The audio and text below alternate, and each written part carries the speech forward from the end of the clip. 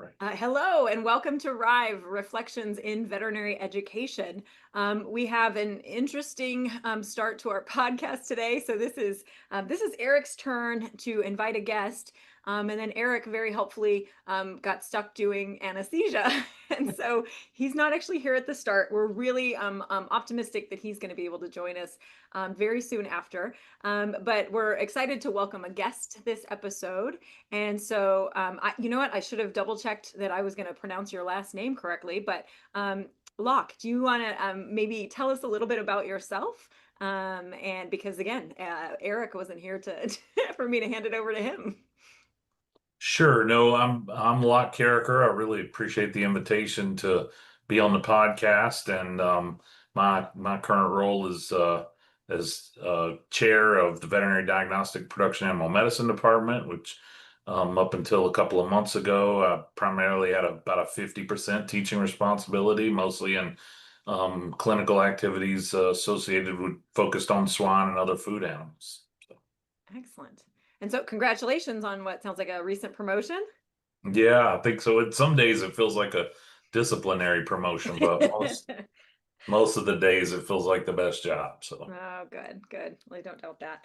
hmm. So we usually we love to just get to know our guests, and sometimes it's people we know really well. Other times, at least for me, like today, it's not somebody that I know. But we love to hear kind of like your path, your journey in veterinary medicine, specifically thinking about where you started and how you ended up with like a big teaching job, like how to, it's an education podcast, so we're always interested in Sure. that. But like, the path is often very winding to get there, so maybe you could give us a little tour through your journey.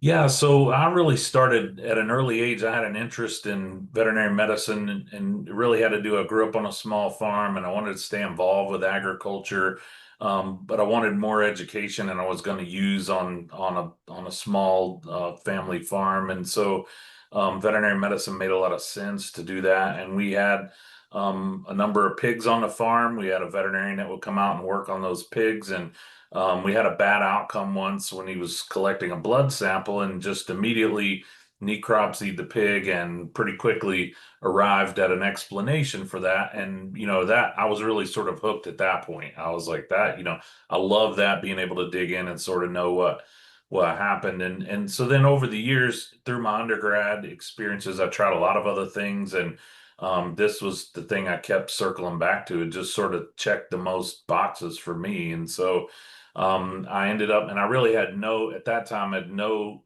interest or really recognition that teaching was an option for me. I never considered it remotely, actually.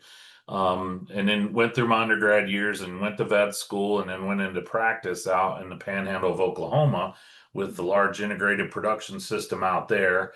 And early on, there were opportunities in that system to have a lot of success as a really naive veterinarian before you learned the intricacies of the system and got better at practicing. And one of those opportunities was in helping people implement better. So we had a lot of caretakers who really didn't have a lot of background on animal, really experience with animals at all. And so they didn't have a good grasp of what was normal behavior, for example. And so that made it even harder for them to figure out what was abnormal behavior. And so as a young veterinarian, it was really helpful to me to figure out a way to improve their skill set because then I could be more effective. They would have a better source of feedback for me. They would be viewing things earlier before they got to be really big problems that couldn't do anything about. So their sensitivity and their skill set just was an opportunity for me to be more effective. And so I got involved with teaching those new employees. And we literally every Friday afternoon I would meet new employees at a farm site who had primary caretaker duties, and we would walk through the barns and we'd talk about how stuff worked, and we would point out sick animals and we discuss treatment and that sort of thing. And it was really rewarding to sort of see that the improvements that came out of that over time. And as I moved on with my career, I would oftentimes they would make me aware of things that I would have never really have discovered otherwise. For example, things like biosecurity risks in the company.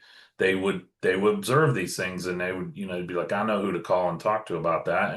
And he'll, if it's normal, at least he'll help me understand that, and not judge that call or judge that outreach. And so I just saw the reward of doing that, and it was personally very satisfying. And it was very rudimentary. It was, some days we were literally drawing pictures in the dirt. There were some days where there'd be 8 or 10 of us, and we maybe collectively spoke 4 languages as our primary, as our original native language. And so we had those kind of barriers to work our way through.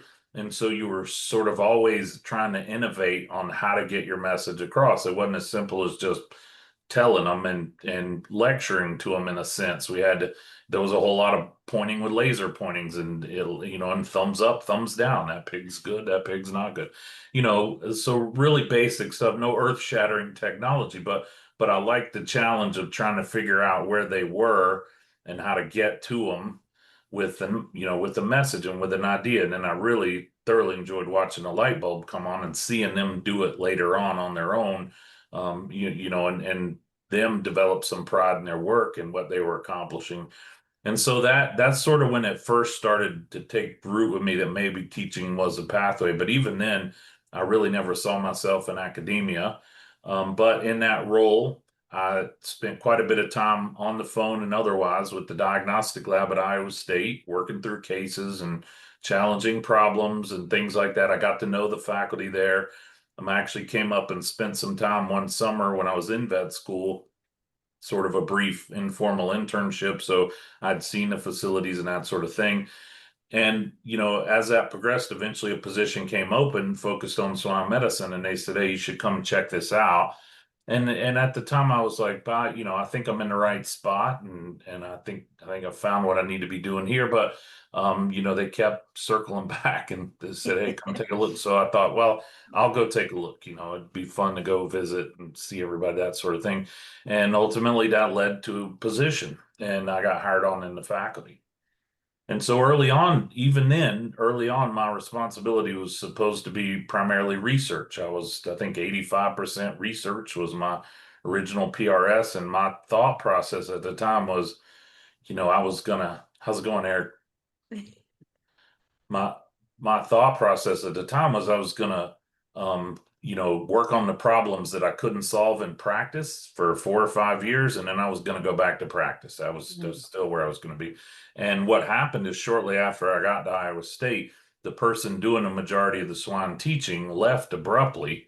And so that I had to take that on and keep those courses moving and that sort of thing. And that's really when I first got involved in teaching. And for the first couple of months of that, I wasn't really sure that was the spot for me. I was sort of trying to navigate this sudden change of direction that I hadn't anticipated. But got an opportunity to do some creative stuff and started seeing the benefits of that in terms of the students, when the light would go on and they would be successful, and enjoying the reward of that effort. And then learning more about teaching strategies and technologies and theory and that sort of thing, and starting to hone my own skills at that. It just steadily became a better and better fit. And after a while I realized, I could get by as a researcher, but I was better as a teacher. And so I did that for several years, and we sort of steadily grew the swine teaching opportunities, or the swine teaching offerings. And then we got a chance. We looked around after the Foresight report. If you remember that. It's what, 2006, I think, when that Yeah, came published in through. 2007. Yeah. Yeah, and so the idea there was that one of the potential future pathways would be that schools would look at their resources, and they would decide what their skill set is and establish a center, and students would, in their fourth year, would probably travel more and go to those, because it's hard to be everything to everybody at each school. And so we looked around at Iowa State right about in 2010 and said, well, what's our skill set? What's our resources? And it's pigs as far as the eye can see. And a lot of commodity support, a lot of integration with the university, primarily because of the diagnostic lab. So we had great working relationships with folks that we could get access to pigs and farms, and and that sort of thing. So that's when the Swan Medicine Education Center started formally. And and even at that point, I was still pretty narrowly focused on, my courses and trying to deliver the best swan teaching. And I was pushed to think about this on a bigger scale, right? Dr. Pat Halber was department chair at that time, and literally came down to my office and said, "You need to figure out how to make this thing work." And there was no precedent, really no recipe to follow. And so we spent 4 or 5 years trying to figure out what we were going to be when we grow up. We tried, well, honestly, we tried a lot of things that didn't work very well. Yeah. But we had an accommodating environment where we could do that trial and error work along the way. And then sort of adopted the mindset of the most important thing, I think, personally, for a teacher is to be useful, right? It doesn't help to teach stuff that nobody wants to hear. So a big part of being a successful teacher is teaching something that's useful to people. And so we really, as opportunities came up, we would consider anything. And we didn't have a lot of preconceived ideas of what it should look like. And that gave us a chance to do a lot of things that way. That's great. I'm really curious. I love that story because are you a specialist or are you a GP? Can you tell us a little bit more about that in terms of what that looks like? So, yeah, so I'm strictly focused on swine, Hmm. and but within, at Iowa State, we've got 7 or 8 folks that are able to do that just because of the demand in our state and whatnot. So among the swine folks at Iowa State, I'm probably the most general. So, Okay.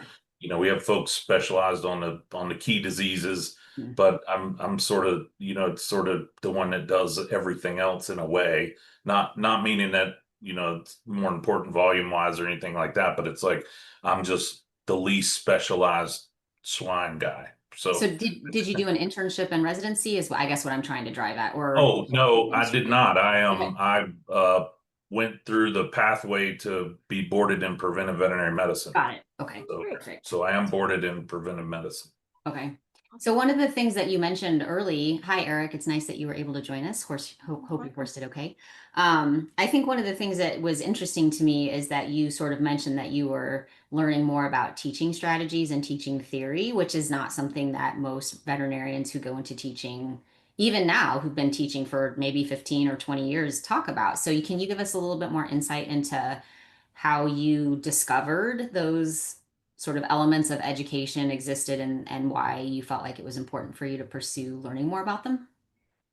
Yeah, I'd like to paint the picture that it was just extraordinary effort and motivation on my part, but the truth is, here at Iowa State, we enjoy a lot of support and resources. We have the Center for Excellence in Learning and Teaching, and we have several other groups that are really framed around doing a better job of teaching and providing resources. So it was as easy as going, I have this problem, or I'm trying to communicate this thing, or I'm trying to create this learning environment.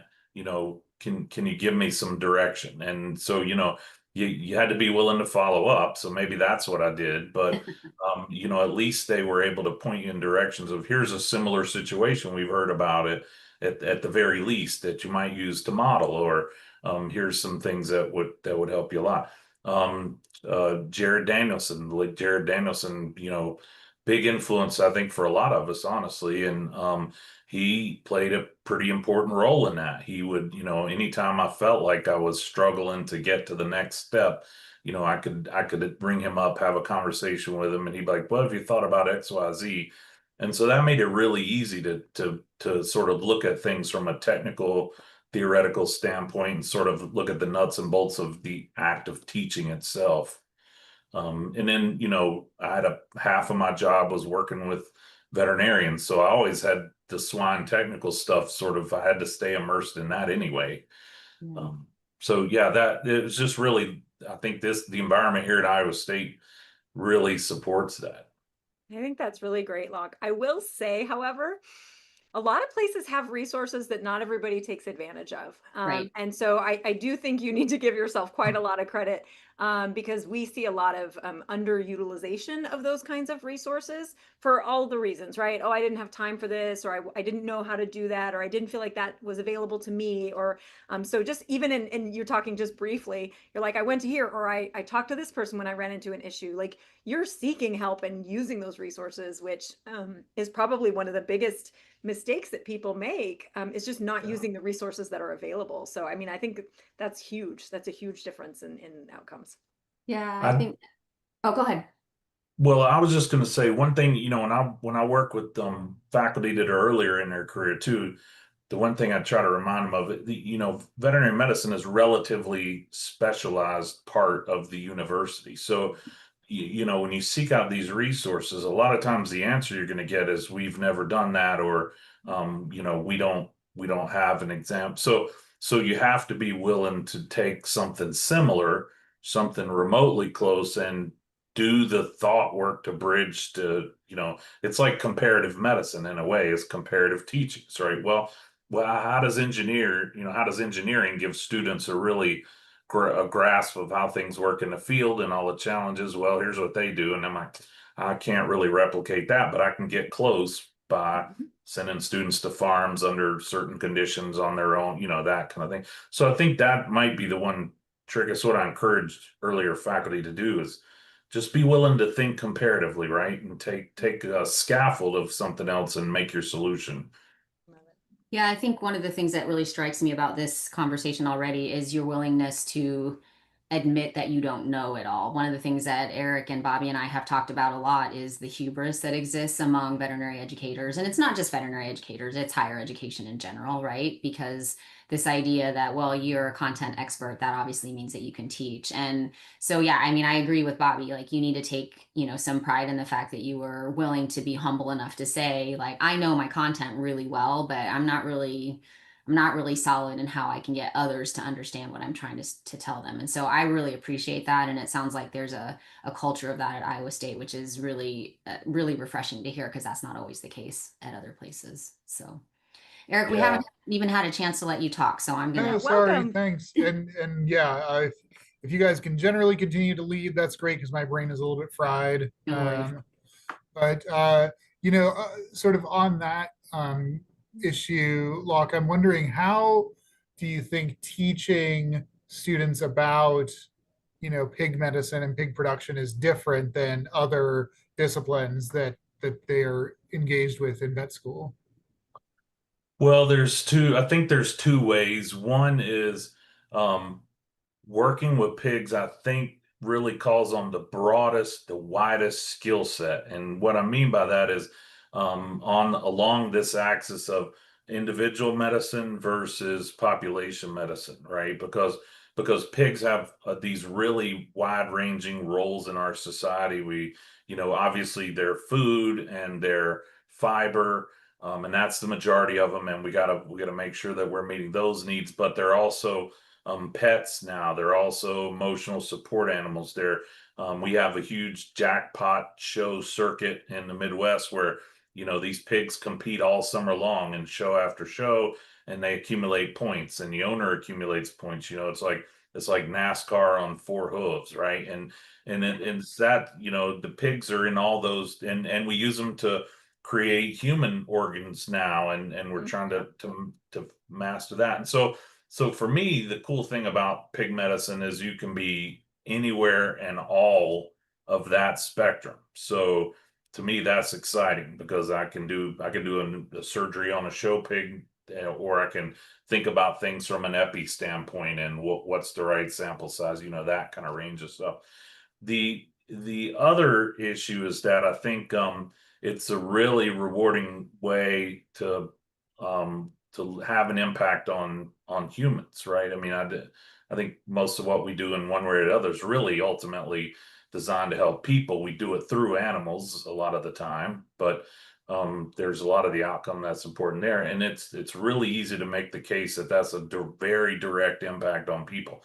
They're literally going to eat your decisions. So on the one hand, that can be a little bit intimidating, but on the other, it can really help people who seek that human impact, that's relevant to them and that's a motivator. And so we've got that in spades. So those are things that I think are sort of unique to teaching in a pig specialty. It's a weird mix a lot of times of very good basic research to guide decisions and no basic research at all. So it's like some issues, I'm like, I have all the science in the world to guide me on, say, how this vaccine might impact the deal. And then on this drug that's approved for swine, we have like one study in 6 pigs. And I'm like, how do we, how did we get that approved for one thing? But so you're always dealing with this weird mix of being able to evaluate all the information you have as well and being very evidence based of as you make those decisions. I love that. The other thing, Eric, you missed a little bit of this in the story before, but Locke was sharing when he first had an unofficial, an informal teaching role. You were sharing about the scenario being sometimes just trying to get the basics of communication across and really looking at the fundamentals. And that's one of the things that I've kind of reflected on over the years. So my specialty is small animal emergency and critical care. And, so I went in and did my residency, all of that, trained residents. And what I've learned over the years, a lot of faculty go through that. And then they really want to train like residency level and like this high level complicated stuff. And we often skip over the foundational information. I'll ask, a first year resident or something like that, just like how their stethoscope works. Like, do you understand what you're actually listening to when you're using your stethoscope? And when you call them bronchovesicular sounds, like that's not actually what you're hearing because your stethoscope isn't that powerful and the air molecules have slowed down so much. Maybe just call them lung sounds. And like just these really fundamental things that everybody wants to skip past and talk about the fancy stuff. But I think like that's what I started thinking about when I'm like, but those foundational things are so crucial. And maybe they're not sexy to teach, but like that's my favorite part. Like I love going through and talking about like, so like what does it mean? Like why do you feel cold when you have a fever? Does that make sense to you that your temperature is Yeah. elevated but you feel cold? And like we start talking about how the hypothalamus works and how you're stuff, and they're like, I've never really thought about it. I'm like, yeah, let's think about it because I find that really fascinating. But having that foundational understanding. And so like when you have students who maybe don't plan to go into swine medicine for their practice, but like being able to say, but it's the thought process. It's how I'm able to switch from individual medicine to herd health medicine, which is something you might deal with, even if you're, talking about, dogs and like, hey, if you go to the dog park and spread that, like whatever, just, it's really fun to be able to take I think the foundational information of what you're doing and like you said, comparative medicine, apply it to any situation. But I think that's one of the fun parts of teaching for a lot of us who maybe also didn't envision ourselves teaching ever, and then found that like actually I get a great deal of satisfaction about that part of my job. I feel like when you go to teach, there's sort of two fundamental questions right out of the gate, right? Like this is first day, first meeting. It's what's your background on this subject? Where are you on this subject? And sometimes that's more than just have you worked with a pig before? It's a few probing questions, that kind of thing. And the other is where you going, right? Because we get a lot of students, honestly, in the swine clinical rotation that'll tell you right out of the gate they're not really intending to work on pigs. They're taking our rotation because they know they'll get some animal contact and they've heard good things about it, that sort of. They want to understand what the population thought process is, some of that sort of stuff. So when you're teaching those students, you got to tie it back to something they are going to do because that's where their interest lies. I can tell them what's good about a particular topic as it relates to pigs, but it's gonna latch on to their thought process and their brain, if it looks like something they're interested in already. So we draw correlations between ventilation in a pig barn, for example, big impact on respiratory health. We talk about the mechanisms where ammonia paralyzes the cilia and the mucociliary elevator and everything, and we go through that, and then at the end we go, but this isn't unique to pigs, right? If you have a dog kennel with poor ventilation and you allow urine to accumulate and go through an aerobic breakdown, then you're going to volatilize ammonia. You got exactly the same issue going on, right? And so to me, that's always been important. If you want to be useful, then you'll take the time to understand first where they're at and start there. So you have a solid anchor, right? And just exactly what you just described, Bobby. And then And then it's where are they going so that you can kind of meet them there and tie it back to something they're going to have an interest in. And then I think they always come away from it feeling like the time was more useful because you tied it back to where they want to go and where they're trying to get to versus this is a side trip and it's cool and I'm learning some stuff, but I'm going to be back on the main line in a couple of weeks to where I'm headed, if that makes sense. Yeah. It does, and it makes kind of nice where you're like, you do a little bit of the spectrum, so there's something for everybody. Like no matter where you're going, Oh, yeah. I can find something that we can relate this to. That's great. Yeah, Right. I'm sitting here listening to you talk, and I just gave a talk on the neuroscience of learning, actually, to a group of veterinary medical educators, and there are sort of like three things that are involved with that to make sure that people are, building those new neural networks. And like you've actually literally just described all three of those things that are really important, right? And I'm curious how you kind of came to learn that or discover that. Like, was that something that's like Jared taught you, or did you go learn it with the Center for, Teaching and Learning, or is this something that you just sort of stumbled upon during your time? Can you give us a little bit of insight into, because there's so many people who don't come to that conclusion, they never get there, and so I'm just curious how you got there.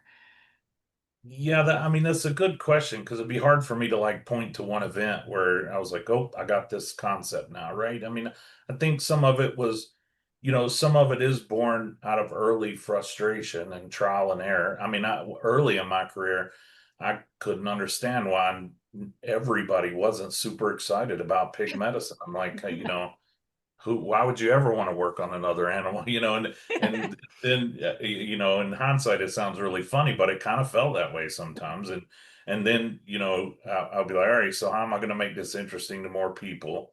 Always going back to my real driver was I want to be useful, right? So it wasn't about I'm trying to build course numbers or build a program. It's never really been my thought process. It's been how am I more useful to more people? And it just happens to be that it's through swine medicine, right? I think I would have had that mentality if I'd have done any other career. And I don't know what those would have been, but and so I'm always sort of looking for ways to get a little ahead in that sense, right? And so I'm sure there were elements of conversations with Jared, for example.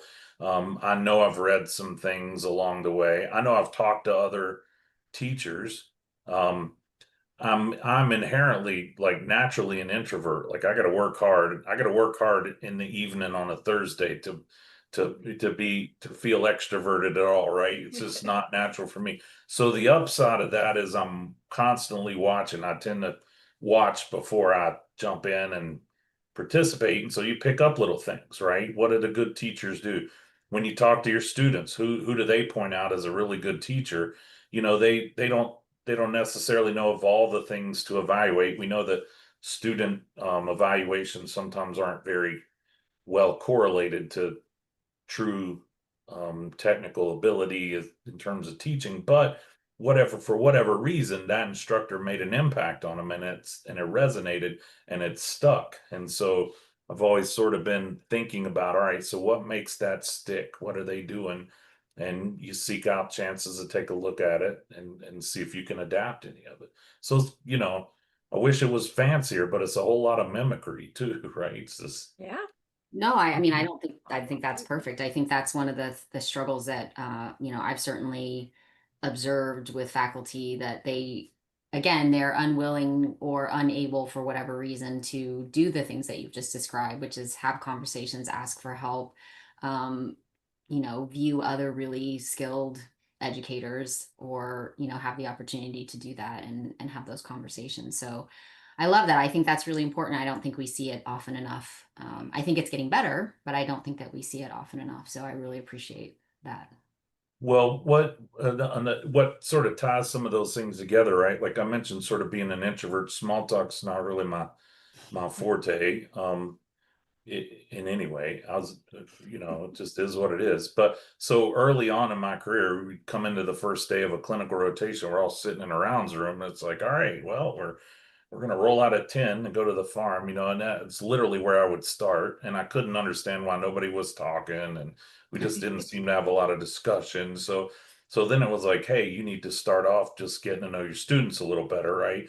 And then that became Well, one, what do I want to know about them? I'm again trying to make small talk doesn't work well for me, so I needed an agenda. And so then it was like, well, here's a useful agenda. Find out what they want to know, find out where they're going, find out their background. So, like, literally, that became the three starter questions just to get me out of my head, so to speak, and get started with that discussion. So in some ways, it was as much motivated by being a good teacher as it was motivated by sort of a self-preservation thing because I didn't feel comfortable about the getting the discussion started. But Well, I love but this. it, I, you know that I that's see that be great. useful in there again too. You're like, okay, how am I the most useful? And that seems to be driving so much of what you do. That, and you're going to keep picking like, okay, how do I do a little better? How do I do a little better? And it's, right. it's increments. Like it's not all overnight. You're not going to like sit down and like, okay, I've got a new syllabus. Everything's perfect now, but it's incrementally over time. You go, okay, well, I tried that. That didn't work. And then you find something that works. You're like, cool. Okay, let's pick at something else until that's better. Yeah, I love it. That's great. I might actually walk away with a new way to do my Yeah. block orientation because I do like a getting to know you thing, but it just occurred to me it's like it would be helpful to know like what do you expect to get out of this rotation, but I need to preface that by saying you can't say get more comfortable with anesthesia because that's what they all it's like no I need specific things like what are you worried about, like what do you want to get out of this. um I think that that could be actually pretty interesting, and it might actually help force them to think about it as well. Yeah. They might just show up on the rotation and be like, I don't know, I thought pigs were cool, or I know nothing about Right. them, and so asking them that question might require them to engage a little bit with that concept of like, well, yeah, what do I hope to get out of this time? Yeah, and Yeah. I also like that approach of your consistent desire to be useful, right? So asking the students, how can I be most useful to you to get you where you want to go might be another way to get them to kind of talk about, okay, well, I thought I was taking this pig rotation or this anesthesia rotation or this ECC rotation because I just wanted to check the box, but maybe I could actually get something out of this. So, Yeah. and I love that you've used your introversion in a way that was useful not only to you, but also useful to your students, because I think I'm also an introvert. I'm also not great at small talk. I've gotten better at it over the years. I tell people that I'm a forced extrovert. So when I have to turn it on, I can, although there are some days where I'm like, it's just not happening. But certainly, using that approach to kind of better the entire situation rather than just sort of shrinking into yourself and letting that one student who always wants to say everything jump in and start the conversation, I think is pretty amazing. I think especially on clinical rotations where a whole lot of what you're doing is going to be discussion based, that's tough on students who are, introverted or shy. And so I've also felt like sharing that right out of the gate. I mean, I'll literally tell them I'd rather give a lecture to 500 people than stand in an elevator with five people. I mean, it just is what it is. I'm not proposing that it's good or bad, but that's just the way I'm wired. And so, I share that with them right out of the gate. And then I think, and I try to make sure I'm watching and keep everyone engaged. But I think it helps them to participate because they, identify with that. And I'm not expecting a perfect answer every time. I'm not expecting, a well articulated thought process. Just get your idea out on the table and let's bat it around a little bit and we'll figure out where it needs to land. And so just encouraging them to take the chance to get engaged in it, I think is kind of important. Yeah. Probably really because like also we might have some really awkward drives in the vehicle otherwise, right? Like it'd be Yeah. cool if we could just be a little so it's not just awkward silence the whole drive to the Although, I Right. mean, for an introvert, awkward silence is not always as awkward as it is for an extrovert, to be honest with Well, you. I yeah, always tell that's the that's true. students I can stand here in silence way longer than you can sit here in silence awkwardly Yeah. when I am We've expecting them talked to about this answer before. things. Just talking about this makes me uncomfortable. Yeah, we have talked Like about this. That's standing in right. the elevator and you're just like, what do we do? Like to me, the car is an elevator that goes for a lot longer. Right. It's like, Right. good Lord, we're never getting out of this. Locke For has figured miles and out who the miles. introverts are and who the extroverts I'm are. an ambivert. Thank you very much. But Well, yeah, Um, well, and I mean, let's just peel it all out. I mean, I just don't look like the most approachable person on the planet, right? So sometimes people confuse my silence as he's in a bad mood or he's angry or something like that. Like if I'm quiet in the truck, I think sometimes they're thinking, wow, we really screwed that up, and he's up there sort of fuming. And so I try to like avoid all that right out of the gate and go, look, sometimes I'm just quiet because stuff's rolling around in the dome and it is what it is. Don't worry about it. Ask what you want to ask, and try to That's put everybody at fantastic. ease about that Yeah, sort of that's stuff. not me. For me, it's like if it gets quiet, something's wrong. Somebody check on Bobby. If we already went over this, we can skip it. But can you tell us a little bit about the program that you've built in swine Yep, we need to get education into at that. Iowa, and what you mentioned early on, like wanting to build a good program, trying out a lot of different things. So what does that look like now? So the evolution of the Swine Medicine Education Center really is it is a workshop and sort of trial and error, right? We're on about our third business plan in terms of what we think will work and is sustainable. And originally it was born out of, I mentioned that it was sort of born out of the findings in the Foresight report and what's our role if students are going to move to area centers of excellence. So swine was the natural fit, and that's how I got involved with it. But in terms of what it's structured like and built and what we do, and how do we generate revenue to pay more staff and therefore teach more students, all of that, there was no model for any of that. We sort of had to figure it out as we went. And so originally at the time when we started, there was sort of a new level of communication with schools in China and a lot of other schools in the I think I might have just lost you guys. Nope, I can still hear Oh, you. sorry. You're good. That's something on my end. So sorry about that, Eric. You'll have to do a little editing, but No worries. um at the time when we started, there was this new access and a new thirst for information from the East about what was going on here in terms of production, right? And a huge task ahead to feed really big populations that are growing fast. So what we saw was we'll teach those populations for some sort of fee, and then we'll use those funds to build our program that we'll offer to our own domestic students, right? And so that was the original business model. For a whole bunch of reasons, that and a lot of it being our naivete, that just didn't work. And to some degree, it had to do with once we created a training program, then that information was sort of out in the wild and it would go on its own. And so just different thoughts about who owns things and things like that culturally. So it is what it is. And we had one example for where for instance, where we went to China and we trained for a week. We trained some employees of a company on biosecurity and basic swine health stuff. And we gave them a certificate at the end of it that was just a certificate of completion. It wasn't any kind of degree, not had no real tie to any transcript or academic achievement thing. But like 32 of those employees leveraged that for another position at another company. So that company was like, we are not doing any more of that. They were like, that was a terrible move for us, right? Because all of our employees then leveraged it for better paying jobs with our competitors. So, those are things you just really couldn't anticipate. And so that model sort of didn't it didn't work for us.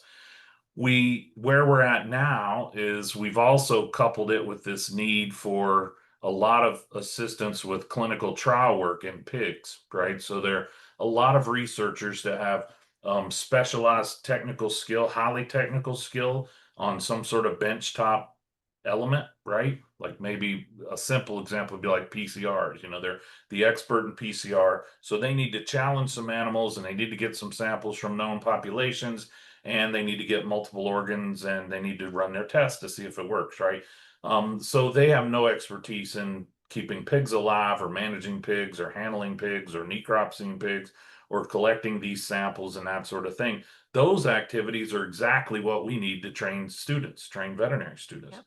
So this symbiosis is really where we've landed and what's working the best. So we have basically SMEC is divided into kind of two parts that work really closely together. One is what we call SMEC Learn. So that's all our actual teaching activities and projects. The other is SMEC Smart, which is Swine Medicine Applied Research Team. And so we do fee for service work that might be any piece or part of a research project, from helping with IACUC, developing protocol, actually implementing the study, whatever the collaborator needs. And we do that on a fee for service basis.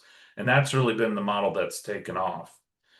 Now, in terms of, like what do we offer with respect to training and teaching, that's another example of sort of being opportunistic and trying to be useful. Because when we were small, we didn't have a lot of resources, so we had to take advantage of things that were already happening and kind of piggyback what we were doing on top of that. So to give you an example of that, the very first training video we ever built was on how to do epididymometectomies in pigs, right? To create ebors, and I had to practice that word a lot. I was going to But say that rolled right off. I'm not going to try it again. No, But that's fine. it's like, why would you have a video in that, which is not that commonly done in pigs? Certainly not something that would be useful to production veterinarians necessarily. Why is that the first instructional video you built? Well, because a practitioner called and said, I need to do some of these. Do you have students who would like to participate? And we said yes. And can we send them with a video camera? And so, from there, that's how our library of resources really has grown throughout. It's been that combination of, can we piggyback, can we leverage, can we contribute to an existing project in order to get some of the materials that we need to build training. And so, eventually we grew enough that we could go back and say, okay, now it's time. We better get that blood collection video that every swine vet on the planet does. Go back and get some of these foundational things done. Yeah. But initially we couldn't do that, and we didn't do that. And so the first years I spent a lot of time sort of explaining to people, yeah, we don't have any materials for that. But hey, if you want to do ebors or something complicated, we We have it. got you. And I think, it took a while for people to catch on to why we were doing it that There is a huge population of wild pigs, as well as feral pigs. I don't know. I assuming there are feral pigs in Iowa. And so I'm curious as to like if there's an opportunity for you to leverage those students who are potentially interested in zoo and wildlife medicine to kind of get them in the door to pig medicine by saying, hey, we're doing, research or studies, or we're going out to capture, I don't know, peccaries or javelina or something like that. Is that something that you all do, or is that something you're looking into, or? It's the kind of thing that we would definitely be interested in and we'd be open to. We just at the moment, I don't currently have a project like that, but Iowa technically does not have feral pigs. Oh, Actually, interesting. I doubt that we'll I have to be careful about this because it becomes a bit political in Iowa. But I think we have to be prepared for that to change in the future, would be the way to say it. But currently, it's not the problem it is, say, in the Southeast or other parts of the country. Now, that said, the implications are probably bigger here than anywhere else, right? Because we know they circulate diseases that Yeah. would be devastating to the commercial herd. It's just not built to handle them. And so when we see opportunities, we're very interested in that. But that would be the sort of thing where if it came Yep. along and that created a spark with a student, it'd be worth pursuing, right? Yeah. And we look at Like, everything again, that way. yeah, like you're taking a really like pragmatic approach Mhm. and saying, okay, here's the expertise we have available. Here's, we want to collaborate with you, right? This is what we can offer. And so this is how we can be most useful. Again, that theme coming up again, which I love. Yeah. So how can we help? And then again, leveraging that and saying, okay, let's create something lasting, right? What Yeah. are we going to Yeah. use for this that can be leverage down the road for somebody else that comes through? Maybe we have a smoother system or whatnot. But rather than saying, hey, we're going to do this because this is what's Mhm. important to us, you're saying, hey, you tell us what it would be important, and then we'll figure out Right. a way to collaborate with you. And I think Yeah. that's really smart.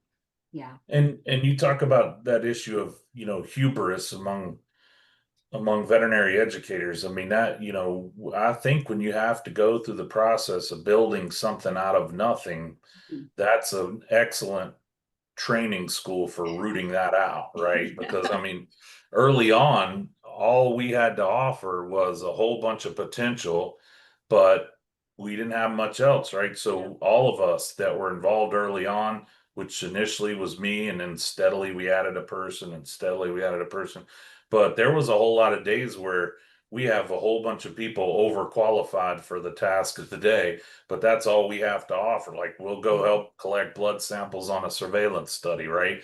And I think that's a mistake that some people make when they're trying to build a program or they have a bigger vision is they think that they can sort of skip over that work, right? And Yeah. we talked about it here very recently at one of our meetings of the group, and we're like, there was a time when we did a lot of work that really wasn't on point, that we didn't really enjoy, but it paid the bills for that period of time and it got us to the next level, right? And a lot of what it did is it transitioned us from having a lot of potential to having something to show for it, right? So we've gone from being full of potential but no real technical information to now we have a giant library of technical information and curriculum and so forth, and now we can point to that and leverage that. So I mean, there is no shortcut on most things, and I think that sort of does creep into even in veterinary education. So like I want to go straight to the top Mhm. and do the cutting edge stuff Do the and fancy whatnot, stuff. and that's all well and good, but you Yeah. still gotta make things pay for themselves. People Yeah. still have to earn a living, and you still have to provide what the clients need. I mean, And yeah. the discussions in veterinary medicine about spectrum of care, right? I mean, we've been doing Yeah. spectrum of care for 20 years because Yeah. some of our clients can afford, like some of our show pig clients, that the value of those animals is incredibly high. They can afford to spend on very technical, very expensive treatments, but a whole lot of our clients are making a monetary decision about that animal in a market where they're losing money already. And so, we've been living that really since we started. And I think it's unfortunate that people want to skip over that because I feel like it's been hugely valuable to me in terms of just growing as a teacher and growing as a person in a lot of ways. Absolutely. Well, Yeah, and you've spent definitely. time building a reputation too, because being associated with any university, there are some people who are already going to be skeptical, right? Oh, the ivory tower, you're not going to want to, they're not going to go and get their hands dirty and just help with blood draws. That's not a thing they're going to do. So it takes some time to build up that reputation. Like, no, they're here to collaborate, with the fancy stuff, but also the day-to-day grind. And that counts for a lot. Because Yeah. that's hard to overcome when you're associated with a university, because a lot of folks are going to assume you won't be interested in that. You wouldn't, and so I think that's absolutely right. But that's a lot of times the bread and butter. Yeah. Yeah. There are three things that strike me about that is sort of harkening back to the initial conversation about students wanting to kind of go straight to the cool stuff and sort of miss out on that foundational stuff. And it comes from the instructors too, right? You want to turn everybody to an ECC clinician, or you want to turn everybody into a swine clinician, or you want to turn everybody into an anesthesiologist. But before they can get to that point, they have to understand the fundamentals of medicine and surgery and the skills that are there. And I think it's really important to help students understand that. Um, I think that the value of doing the dirty work at the beginning, it definitely addresses the hubris issue, but it also addresses what I think is most important, which is that relationship building, right? And so, I have a nonprofit. Nobody on my team is paid, including me. We do all this because it's what we want to do. But the only reason that we're able to be successful is because we've built relationships with each other, and we've worked really hard to build relationships in the country in which we work, and made it very clear that we're there to help them and support them, not tell them what to do or tell them how to do it, because we value what they already do. And so by you going out and saying, I will do this work next to you, even though I'm overqualified, I think that says a lot about the kind of person you are and the kind of team that you like to build. And then lastly, before I forget about it, if you ever want to take a trip to Hawaii, because Hawaii, believe it or not, has one of the largest populations of feral hogs in the nation, and could really use some help. I graduated from the University of Hawaii Animal Science Department, so I have lots of people there who might be interested in talking to you. So maybe we need to talk offline. I just wanted to put that Yeah. out there in the ether.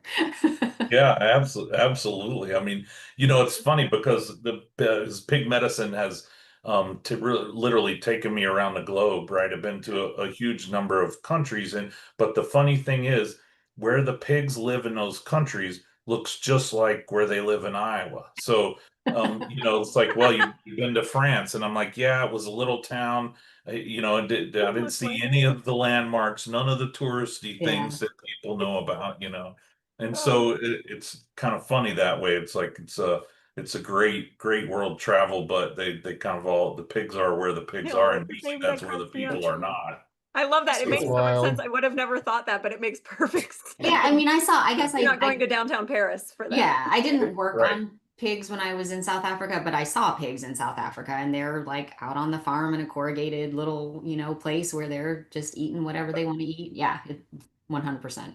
So speaking of leadership and to kind of start to wrap us up, you were assuming some administrative roles now. So I'm curious what your vision is for facilitating educational development in the teachers that you work with. That's a big thing of mine is faculty development, and it's always a struggle that I've had, even when I was a department chair as well. So I'm curious, you've probably thought about this. Like, what's your vision to get people to be better educators?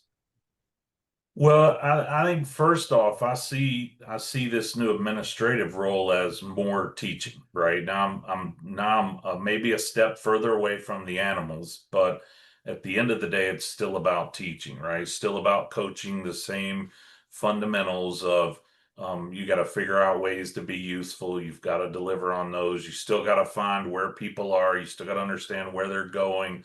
All those themes I think are just as important in this role as they were. I'm just working with a different audience in a lot of ways, right? I mean, and that, I don't mean that to say that, they're less important or comparable to students or anything like that. I just mean that the tools I think are very much the same. You've got to figure out what motivates faculty, number one, because especially in academia, you don't have a lot of other motivators, right? It's not like I can you know, challenge their career, challenge their membership in the group. I mean, just some things you would do in the corporate world. And we don't have any of those levers. We have very few carrots and no sticks. That's kind of what it is, right? So the only way you're going to make progress is you got to find out where they want to go and then couple that with the mission of the institution, right? Mission of the department. So there's a way for everybody to contribute. I'm convinced of that. And it's just a matter, my job is to figure out where those connections are, right? How to get them in that spot. So I think a lot of it is very much the same. And then, obviously I probably have a little better understanding maybe of what they do, what the teachers do, what the educators do day to day than, perhaps there's somebody who comes from a research background. So maybe I have a little bit more of a perspective on what some of that day-to-day stuff is, which helps basically get my foot in the door. Hopefully, it helps me from making any really bad decisions about things that we do as a group. But it's really still the same endpoint, which is I got to sit down and talk to those folks. I got to understand where they're at, where they want to go, and what are the obstacles, and then let's work through those. I'll have some answers based on what I've learned, but there'll be a lot of things I don't have an answer for. So I've got to help them figure out where that answer is. And in that sense, it's exactly like teaching swine medicine directly to students, right? I never knew all the answers. Sometimes I had to bluff long enough to find the answer, and later in my career, I learned that you get a lot of credibility by going, I just never thought about it that way. I don't know, but I will follow up and then, doing that. So I think in that sense, the role, there are a lot of similarities in the role. Um, and so I think that's kind of what lies ahead. That's awesome. I was pretty sure, and I just looked it up to make sure that I was sure, but I do want to point out that Locke is actually one of our 32 distinguished experts that was recognized by the Academy of Veterinary Educators. And it's a real pleasure to meet you and well, I've met you before, but to get to have a little bit more conversation on this specific topic, because I think sometimes when you are granted some kind of recognition for something like that, other people don't necessarily understand why. I mean, they didn't see the application process, they didn't, and I wasn't one of the ones who assessed your portfolio per se, but to get to talk to you, it would have surprised me if you had not been recognized as one. And so It, I really, it permeates everything. yeah, 100%. Yeah. So it was a very good decision on the part of the individuals who recognized your expertise in so many ways. And I really, really appreciate, because my expertise is education. That's like what I bring to veterinary medicine, is how I don't call myself an expert, but I think that's where my area of, most knowledge is, Yeah. is I think concentrated. you're an expert in education. So, Yeah. well, yeah, some people might say that, but yeah, anyway, I just wanted to put that out there and say that I appreciate that, and that I am thrilled that you are part of that distinguished expert group, because it definitely is clear to me just through this conversation that was a well-deserved recognition for you. Well, I really appreciate you saying that. I've always really valued the recognition that comes from peers, right? I mean, I think there's nothing better than somebody who's in the trenches as well to say, this person does it well, and I think it's fun to be tied in with other folks who kind of think along the same lines. I mean, I think sometimes education feels like it takes a bit of a backseat to other drivers at universities, and so it's been really cool to be part of the group. I haven't been able to contribute as much as I would like, just time constraints and things, but I think moving forward, it's always in my thought process in terms of, I think there's a lot of really important work that this group is doing and will do, and a lot of that starts with helping each other out and helping to recognize folks for what they're doing. So I really appreciate being part of the group. It's a very meaningful thing for me, and I'm excited to see where it grows and where it grows. Yeah.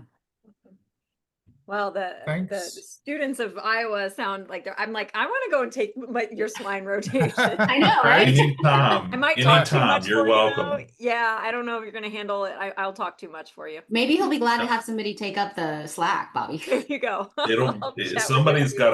got to fill the silence on that truck ride. So yeah, anytime, we'd love to have you out. We'll show you around, show you what we do, and see what you can suggest to us. We're always looking for new ideas. Yeah. Awesome. It's great. Well, Thanks so thank much, you Locke. for, yeah. I mean, taking the time out of your Thursday night as an introvert, the energy it's going to take, you can take a nap after this, maybe. That's right. Yeah. That's right. Eric, sorry, I cut you off there. No, I was just wrapping up. Yeah. Awesome. Well, Yeah. thanks so much for joining us. It was really fun to talk to you and to get to know you a little bit better. Thank you Well, so much. I thoroughly enjoyed it. Thank you very much for having me. Thanks. Have a great evening.